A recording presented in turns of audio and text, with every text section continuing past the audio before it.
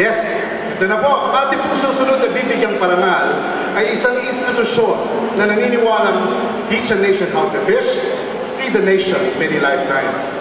At pininiwalaan din nila na pag-unlad at pagbuti ng buhay ng bawat Pilipino ay nakatanim sa pagiging entrepreneur nila. Panoorin natin.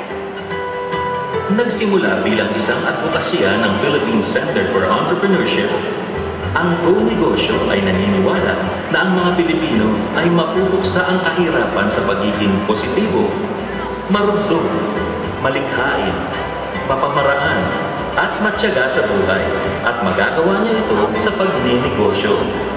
Itinatag ang Go Negosyo program para maging kaagapay ng Pinoy entrepreneur. Nagsisilbi itong koneksyon ng lahat ng mga negosyante para makalikha ng positibong saloobin sa negosyo. Pinangunahan ito noong 2005 ni Ginoong Joey Concepcion na nahirang bilang Presidential Consultant for Entrepreneurship. Sa paglago ng Go Negosyo, hindi lamang ito nakikipag-ugnayan sa mga negosyante, kundi pati na rin sa mga NGOs, microfinance institutions, at mga local government units para lalong mapalawak pa ang negosyo support system. Let me thank you for awarding Go Negosyo this year the Manuel L. Quezon Gawad Parangal Award. On behalf of Go Negosyo and all the other entrepreneurs, we would like to thank you for this recognition. Maraming salamat.